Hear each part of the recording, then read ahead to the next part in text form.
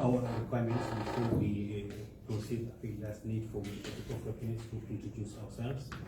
And I would like to begin with my humble self. I am 𝗕𝗢𝗥 𝗦𝗔𝗠𝗕𝗔. I'm the chairperson of the Public Citizens Committee, and I double as the National Assembly member for 𝗕𝗢𝗥 constituency. Thank you very much. I'm Honorable 𝗧𝗙 member for Woodley East, and serving as rapporteur, first rapporteur of the committee. Good afternoon. Honorable 𝗧𝗙 member for Jobai, and a member of this committee. Good afternoon, Honorable 𝗕𝗢𝗔𝗬𝗘, member of the committee, member of the committee. Good afternoon, Mayor Secretary, nominated member and member of this committee. Good afternoon. I am 𝗕𝗢𝗥 SMS, Subject Matter Specialist. Good afternoon, sir. My name is 𝗕𝗢𝗥, Subject Matter Specialist. Good afternoon. I am 𝗕𝗢𝗥, Committee Clerk. 𝗕𝗢𝗥 𝗦𝗔𝗬𝗘, Director of Committees. 𝗕𝗢𝗥 Committee Clerk. Mr. 𝗕𝗢𝗥, Deputy Clerk. Thank you very much. Thank you, our witness. 𝗕𝗢𝗥 Chairman of the Gambia Tourism Board, former civil servant. Thank you very much, Mr. 𝗕𝗢𝗥. Before we proceed to give us a little reminder, following your conversation with the clerk of the committee, he did inform you the reason why he wants to come to appear before the Public Petitions Committee. That's in relation to a petition that we received sometime in July 2020. And as far as the mandate of the committee, any individual institutions that are mentioned that petition will be accorded the opportunity for we to hear their side of the story. Because we deem everybody innocent unless proven otherwise. That's why we are giving this opportunity for you to tell us your part of the story. But before also we go further, as per our procedures, emanating from Section 109 of the 1997 Constitution, requires committees of National Assembly to examine their witnesses on the oath, affirmation, or otherwise. And as a result, I would like to call on the clerk to administer the said affirmation, and then from there we will proceed. Mr. Clerk.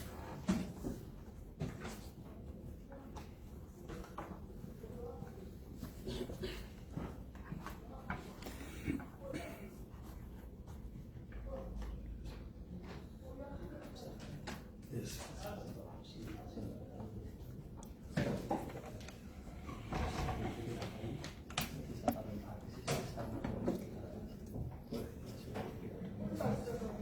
I, 𝗕𝗢𝗥, I, 𝗕𝗢𝗥, do affirm that do affirm that I will speak the truth, I'll speak the truth, the whole truth, the whole truth, and nothing but the truth. and nothing but the truth. So help me God. So help me God. Thank you. Thank you very much, Mr. 𝗕𝗢𝗥. During the introductions, you may have heard of a strange word, SMS, in sort of subject matter specialists. Committees of National Assembly are each attached either one or two subject matter specialists. These are people who are knowledgeable in various areas in respect of what committee does. Ours is kind of investigative, and then the subject matter specialists are people who have broad knowledge and experience in the said subject matter. This is what they are called subject matter specialists, and are attached to us. So that we'd like to proceed, but what we just to remind you our procedure. How do we proceed? We have a set of questions to ask. Yeah. And we would like to take your time to answer those questions to the best of your ability, reminding of that you are on an oath, and Section 110 of the 1997 Constitution do state that individuals who come before National Assembly committees and fail to tell you the truth will be subject to kind of perjury, and this line on the oath which is said to be a criminal matter, and again a contempt of the National Assembly. The Standing Orders of the National Assembly also does similar things, because we just were aware of reminder. And now I would like to, when I'm done, I will afford my colleagues the opportunity to ask what's called supplementary questions. The purpose of those supplementary questions is to search for clarifications on issues being discussed. However, we will also be giving you the same opportunity to ask questions for clarity in the event we fail to clarify one or two things. Thank you very much, and I would like to begin. Mr. 𝗕𝗢𝗔𝗬𝗘, we would like to inform this committee when you were employed by the Minister of Tourism and Culture and the various positions you held during the period, during the said period. When I was employed as chairman of my previous. Were you once an employee of the Minister of Tourism and Culture? Yes, but then it was Ministry of Information and Tourism. I was. Oh. I retired in 1989. Okay, we are also equally informed that you were one time a former GT board chairperson. No, I was never GT board president. We had different boards then. I was a member. Tourism Liaisons Board, Tourism Advisory Board. That was in the First Republic, but not chairman. As the GT board did not exist during my time, but I was appointed as chairman of this GT board about 1 year, 6 months ago. That's one. The current one. The correct one. Yes. You were. I am still. You are still. Yes. Okay. Would you remember when was it? When? In July 2000, if I can recall, it could be 2020. Yes. So it will be 2 years in this coming July. Awesome. So during the same period, would you remember having anything to do with Mohab Capital Company Limited? No, it was before my time. You didn't have any relation, or you didn't have acted in your capacity? Well, what I can recall is the reallocation. What happened before the original allocation and the discussions. So when I came in, we were supposed to rectify the anomalies and what went wrong.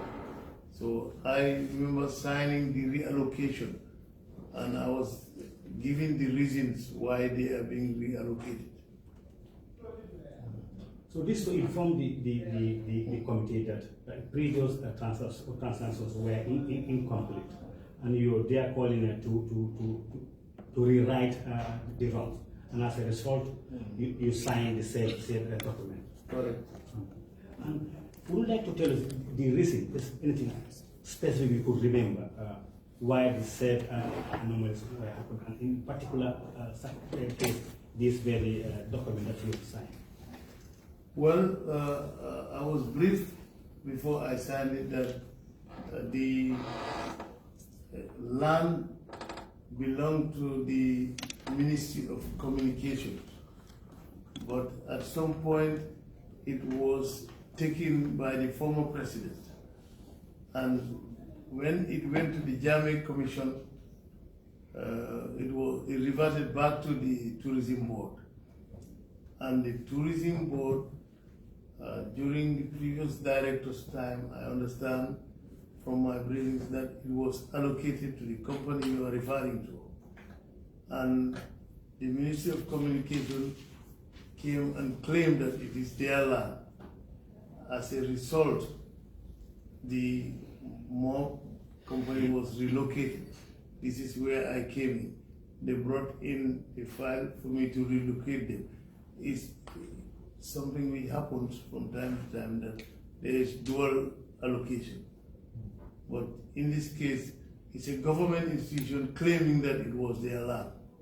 So that's why they were relocated. But I was not part of all that discussion.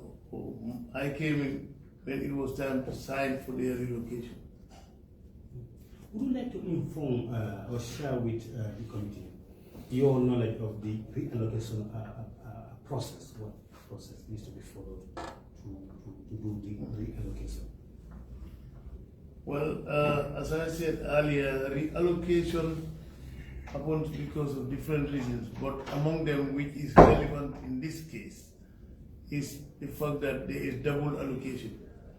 But the double allocation was this Ministry of Communication claimed it was their land before the �値 Commission, and later on, whether it's the knowledge of the GT board or not, I'm not sure.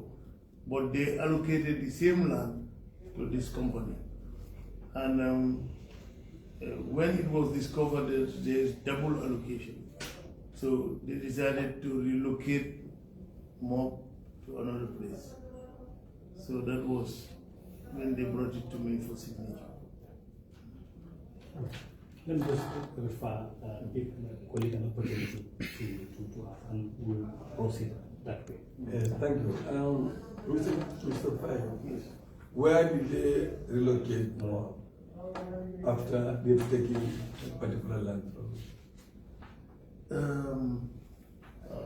I think it's in the 𝗕𝗢𝗔𝗬𝗘 area, somewhere there. I did not visit the site myself. Was in 𝗕𝗢𝗧𝗖𝗛.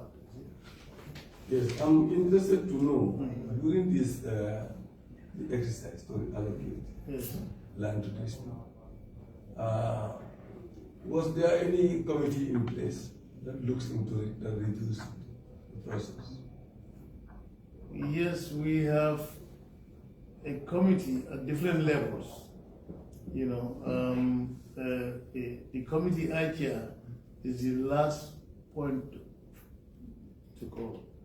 I mean, they have the staff technical committee, and they have the GT board subcommittee, which also includes the technical people. And when they look through all the documents, that's where they come to us and give us their recommendations. That's when it comes to me.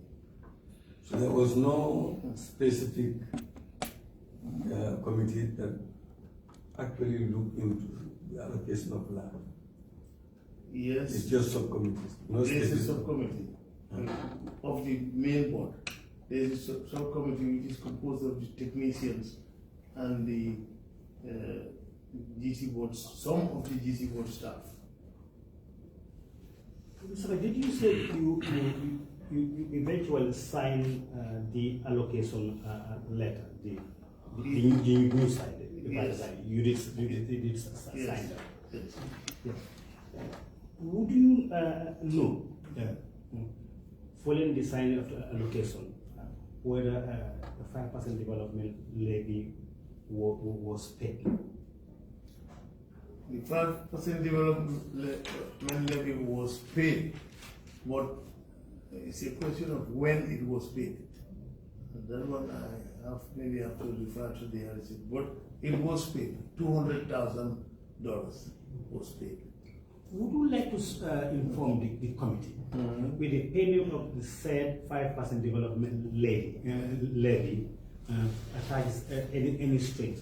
To be precise, we have any ultimatum by your policy or by your rule immediately after the allocation of the said letter, the 5% development levy must be paid within a specific period of those entities that need to exist within your procedures. If that, Yes. the committee.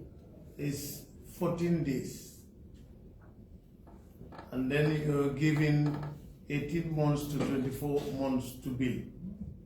Failing which, if it lapses, the place can be re-entered and allocated. Actually, the payment was done on the 28th of May, 2019, the 200,000. Mr. Fred, the $200,000 Yes, yes. was paid for the 𝗕𝗢𝗔𝗬𝗘 allocation for Moab, or is paid for the where the ministry was claiming? It's paid for the original one where the ministry was claiming. So, but when you transfer the Moab to Tangi, Yes. it automatically became the payment for the Tangi. Is that how it happened? No. If the architectural drawings and the project plans are the same, yes. But if there is any difference, you have to resubmit another application to explain the difference. The volume and the cost of the project is what matters in charging the 5% development levy. So if it is exactly the same, but I think there was a question of whether their plan would fit in to where they are relocated. I tend to believe that that is the reasoning, which might have brought some problems. So you are not sure whether the Moab paid, something different from the 200,000, or whether they were refunded their 200,000 and then charged again for the 5% rate. As far as I know, they did not pay any additional fund. This is what they've paid. As far as they did not pay additional sum. And they were not refunded the $200,000. As far as I know, no. They are not refunded. If they, normally what happens is, if they agree, they can give them credit for the amount. That is, if it is below or above. Depending on that, they can also be refunded the difference. You signed the allocation. Yes, reallocation. So you should, I think you should know whether Moab actually paid the 200,000 and whether they are refunded. I believe you should know that. No, that's what I'm saying. They paid it for the first allocation. Yes. But for the second allocation, they give you a provisional allocation. It depends on the company if they agree to the conditions. And if they agree to the conditions, they can claim for refund or pay for the difference. But I'm not aware of their response. Would you be surprised to learn that Moab did not actually pay the $200,000, the first allocation?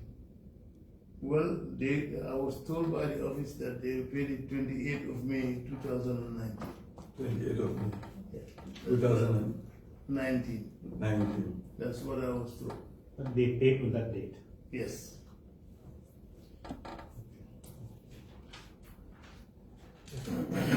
Good job.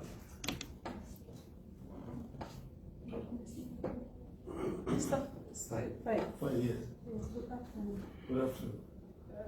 You informed this committee that you are a signatory to the reallocation. Yes. How many reallocations have you signed so far? To whom? And to whom? Well, it's not easy to remember. Of course, the documents are there, but I am well over 70, so for me to remember all those signatures is not easy. Documents, they have a lot of documents coming to me, but I'm not part of the executive. So I'm at the very end of the transactions. When they are finished, I can ask questions. If I'm satisfied, I sign. If I'm not satisfied, I say, give me more information. But I don't remember how many I have signed. But they do have one. Can you provide this committee with those documents? Well, I can ask the office to provide it for you. Good job. Sorry, I have a follow-up. Yes. Why the reallocation in the first place? Do you think that there are abnormalities in the first allocation? No, I don't think reallocation is normal, especially if they are conflicting or double allocation. It's normal. There must be a mistake somewhere. It must be corrected. So when I came, I was particularly interested with abnormalities to correct them. But reallocation is normal. Yes. I think it is needed confirmation of that, but perhaps you did say that, you did clear that, you did clear that where you are. Also, was looking for confirmation, for better clarity. You still insist with our additional and the final one, then I come to Jao. Yes. Jao, please. Yes, I just want a clarification on this $200. $200,000. Oh, sorry. Okay, why did the payment of a foreign currency? I really don't know, because I'm not responsible for, or I'm not involved in administrative matters. And how they decided on the amount, it depends on their calculations of the project cost and sometimes the measurements of the land, and that's all done before it comes to me. Well, thank you for that. Yes, Honorable Jao, please. Thank you very much. Mr. Fai, Yes. I just want to know, is the allocation, the land that they currently being reallocated in 𝗕𝗢𝗧𝗖𝗛, Yes. Moab, I just want to know whether they have already issued a sublease or not for that particular land. Now we give a provisional allocation. The sublease will come when you fulfill the conditions on that letter stated. So all the conditions have to be fulfilled. So they are not yet issued with a lease, sublease at the moment. I'm not aware. And normally the lease is done when you finish at least 75% of the construction, and the final one when you finish the project. Yeah. Mr. Sam, Yes. from during the period, as in that position, do you ever remember any allotee, an applicant who was given a lease for any reason without even laying a block on the ground? If you haven't, would your policy allow that, and under what circumstances? No, nobody is giving a lease without laying a block. They will give you the conditions. If you fulfill them, you get the lease. But if you don't fulfill them, you don't get the lease. Mr. Fay? Yes. I'm just wondering, the land, the original land that was allocated to Moab, Yes. the project that is there, Yes. is supposed to be a five-star hotel. I don't know if you can remember that. Yes. Yes. But the project also in 𝗕𝗢𝗥, was it a five-star? I believe so. Yes. The 5-star is the concept. Okay. But the land is for the concept. So I assume it's the same, that they want to build a 5-star. It's a question of whether what they are giving them or what we are giving them is suitable for their project or not, is suitable for the 5-star they want to build. If it is not, it's up to them to, some people do that, they are not satisfied with the allocation, or it's too small, or it's in the wrong place, they can apply for reconsideration to another site. Because my problem is I would have thought that the GT board is in control of the GT board of the TDA. Yes. And therefore they are so much in control that they know, every piece of land that is in the TDA area to their fingertips. So my problem is how come they could allocate, a land that is, I mark for a ministry to a company, and then or to another company, or allocate one land to two companies. That type of thing really is my. Well, as the way things were, the Ministry of Communication was allocated that land, but the former president took it from them. Okay. And when that went to the Jani Commission, they gave the land back to GT board. Okay. This is what I was not there. Yeah. But that's what was explained to me. I was not there. it was before my So the time. GT board assumed that the land is their land now. It's under them. That's what And they then the Ministry of Information come back here and claim the land. Yes, that's what I was made to understand. The Jani Commission gave it back to them, they allocated, Ministry of Communication complained that there was land taken from them. So it's two government institutions. But you are talking about reallocations.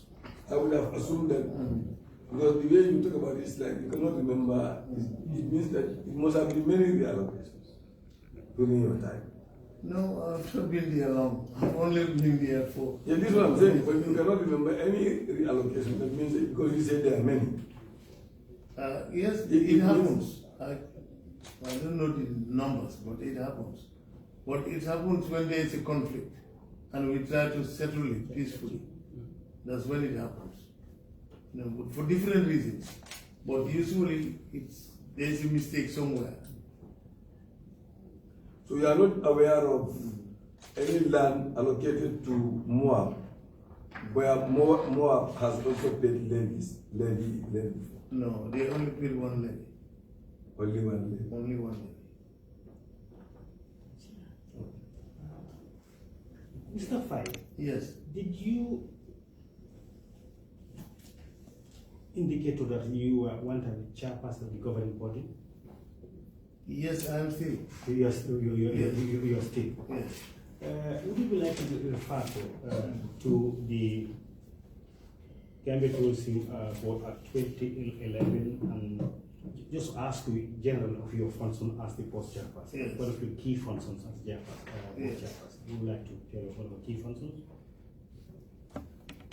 Because you told during our conversation, we mentioned that you have different levels of committees. Yes. So part yours, and then when you sign after, so you are at the end point when the discussions and vetting were done at another point. Correct. And then your end was that to append a signature. Yes. A signature. This is why I wanted to tell us what one of your main functions as the chairperson of the governing body. Well, main function is the management of the TDA, and all decisions must pass through the board, all relevant decisions, you know. So that's what we do. We deal with land matters, we deal with applications for investment, because we want to develop the tourism development area. So we deal with all applications. But if I refer you to section 7E Yes. of the GT board, Gambia GT board at 2011, Yes. and I quote, as one of them, E, review and approve proposals for the allocation of capital and other resources within the board. Yes. Meaning, one of your job Yes. is to review applications. Yes. But I could remember you informed me the committee, you are at the tail end, things are done at the early level, and yours is to append signature. Yes. Is this not in contradictory with one of your main functions? I don't think so, because the chairman is head of the institution apart from the minister. So there are different officials, different technicians, different committees who do all the analysis and the groundwork. So when they come to me and my committee, you know, they usually they've had a meeting at the subcommittee level, and they come up with their recommendations. And if we have any questions, we ask them. If we're satisfied, we approve it. I only sign when the main committee approves. So that's what I do. Well, I need to make myself very clear. Yes. Not you as the board chairperson, Yes. but the functions of the governing body. Yes. And I go back to E, that is part of your mandate as a group, As the governing body to review and approve proposals for allocation. Yes. Yeah. Yes. So what you told indicate that perhaps either by way of oversight you were not present, or the board was not utilized in terms of the review of said re-entry proposals for allocation. Well, as I said, at the time of this allocation, I was not a member of the board and I was not chairman of the board. But if you are asking me during my time, no, it wouldn't happen. Because I would listen to their advice. But I don't know what happened before me. I mean, I have an idea, but I cannot authenticate it. You know, it has to be the people who were there before me. So I've only been there for 1 year, 6 months, and I think the issue in question is before that.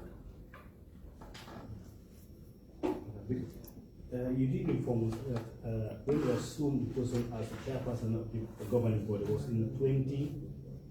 If I remember right, it was in 2021, 2020, I think. 2020. Well, that suggests that the said transactions happened in your absence. All you did was to sign the re-entry. Not re-entry. Reallocation. Yes. Yeah, reallocation. Yes. Yeah. Because when that was, you were signed that you were not board community chairperson of the board community body. I was the chairman when I signed the reallocation. But they gave me the background of what happened, and that's what I explained earlier. But the said transaction actually before you signed was never laid before the governing body as one of your functions for review. No, I was not aware of, you know, the signature, even the president director was not there. So you have a new committee, governing body coming in, totally changed.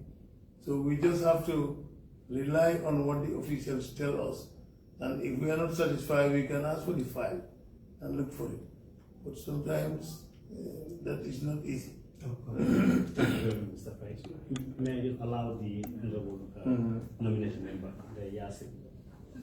Mr. Price, Yes. if you say totally change, what does that mean? Because when it comes to elections, I don't think boards should be totally changed. So was that there was a constraint, or why was the board totally changed? And then my other issue is about the leasing. When you talk about the leasing, does it mean that, do you have any time frame that when if this land is not properly leased, then it should be leased? Or do you just lease randomly like that? No, we never do anything randomly, as far as I know, particularly being an ex-civil servant and an ex-director for that matter. There's a process for leasing, and the conditions are there before we lease. So the level of development, and technicians go and inspect it and say, well, they have reached 75% of their development. Then we still give you a provisional lease or sublease. We only give you a complete lease when the project is completely finished. And you had a second question about the change of the board. It was totally changed. Yes, you know, according to our constitution, the minister constitutes the board who is going to be there and who's not. And if you have a new minister, he may decide to change or leave them there. In this case, the new minister left the old board there for the period of their mandate. And when their mandate was finished, he decided to bring in a new board. That was what happened. I think he left them there for some 6 months until their mandate expired. So who constitutes the board? Is it different people from different angles, or is it only those at the board? It is at the discretion of the minister, but usually they take one from the industry, one from another part of the private sector, you know, and they take relevant ministries. The permanent secretary minister of tourism is there, and 𝗙𝗢𝗑 is there. They take relevant institutions, but the power lies on the minister. It's the minister who decides who is in the board. May I just remind you, perhaps not as a way of you could not remember, but according to the GT board of 2011, Yes. that's established under section 5.1. The composition of the, as contrary to perhaps, well, maybe perhaps you could not remember, but contrary to what you said, the act is very, very clear as to the composition of the board and not say the prerogative of the ministers to pick us on. Perhaps it was a kind of a reminder that he has given in mind. Well, some people, some institutions are part of the board. Yes. Some institutions, as I said, 𝗕𝗢𝗑 is part of the board. Permanent Secretary Tourism is part of the board. Then he selects other people from different areas. But in the final analysis, it goes to President's office for approval. They are the ones who have the final say. Yes. Mr. Faye. Yes. You earlier informed us that 𝗕𝗢𝗠𝗘𝗔 Capital Company Limited Yes. paid $200,000 Yes. as the 5% development levy. Yes. Would you be surprised to learn that the investor insisted that she did not pay that? Well, I will be surprised because this is the information which I got from the office. So I will be very surprised if the investor is saying that. But I think the fact can easily be proven by, there must be a receipt. Yeah. So you can request for the receipt at the GT board for them to provide, to confirm this information which they gave me or not. So how do you direct the investors to pay? Do they pay by check or they can pay by cash? I think they have the financial controller has some guidelines.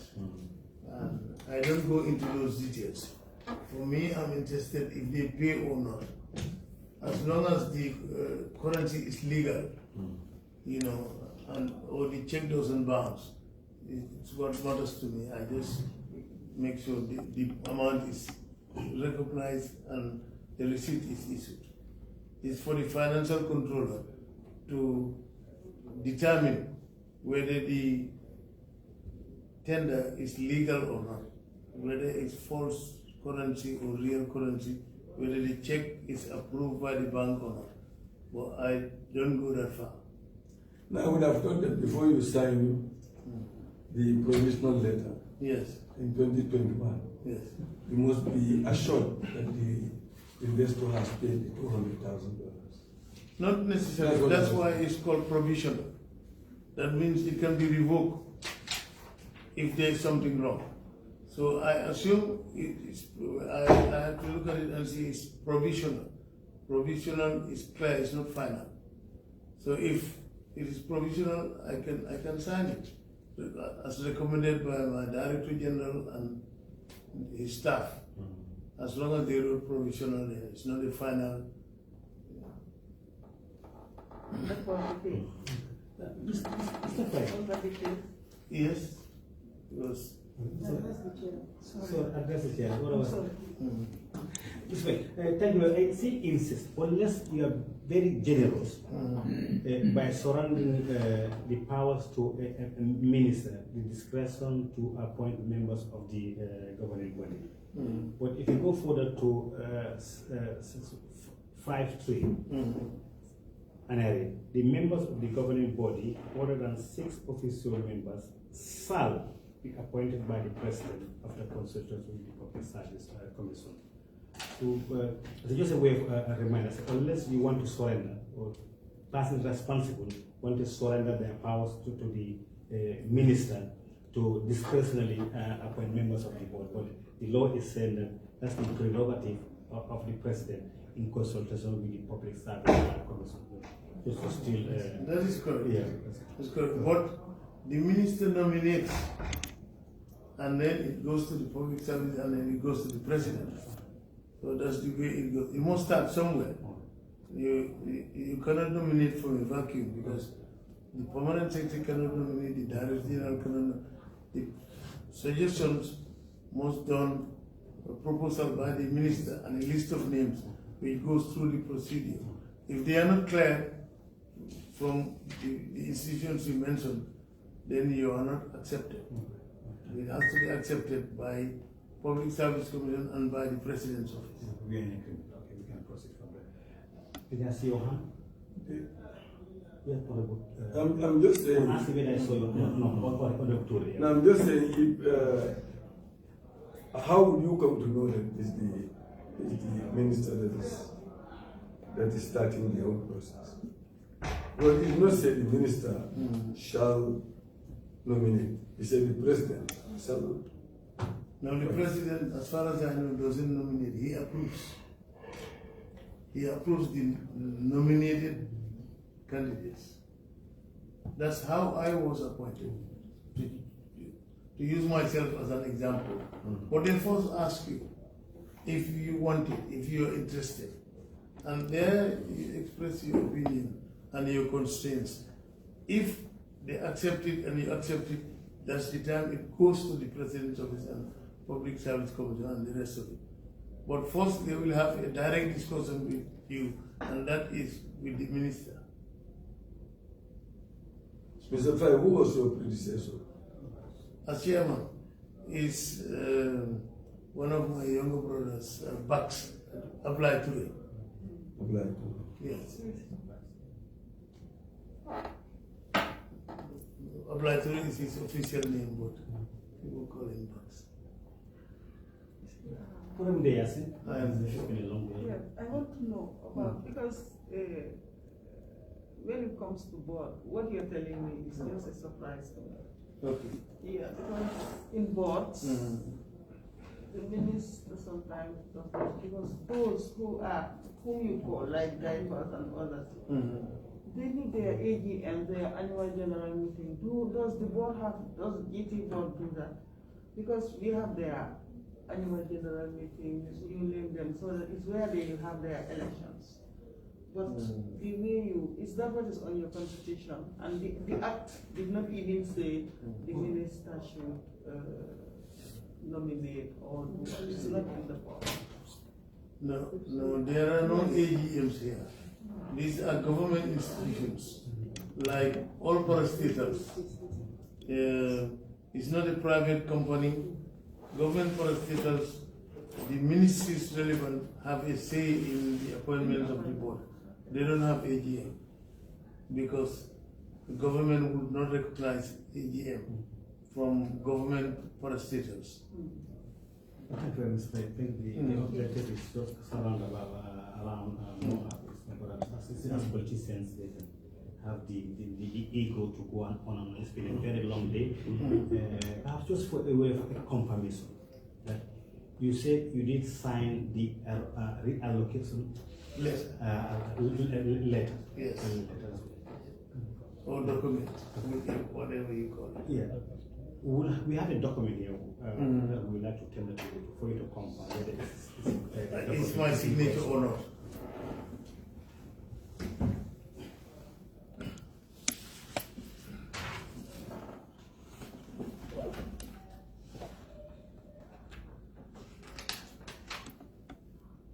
Yes, it's my signature.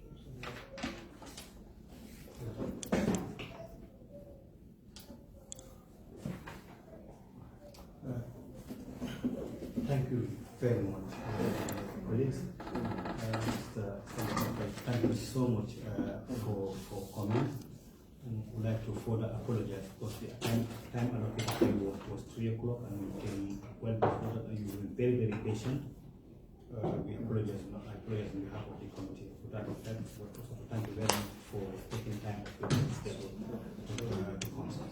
Thank you very much. I was not surprised because I had to follow Anjola names. I'm a very close. They have to take care of it. So if that we may call you back if there's any need. Yes. or maybe just pick a call to say, Mr. Wadji, we would like to further clarify one point. We would like to do that if there's need. Yes, If not, and you invite me to lunch. Yeah. Not start and say, you can join us. our lunch is 3:30, so your lunch was served while you were scheduled for this, so we couldn't call. But on the most serious note, thank you very much thank you for coming, honorable members. Thank you so much, brothers from the media fraternity. Thank you very much, our subject matter specialists. I think during the introduction, I did explain them. They are experts in their own domain. So I would like to formally close this meeting. Thank you very much. The media on the web. is it from GRTS?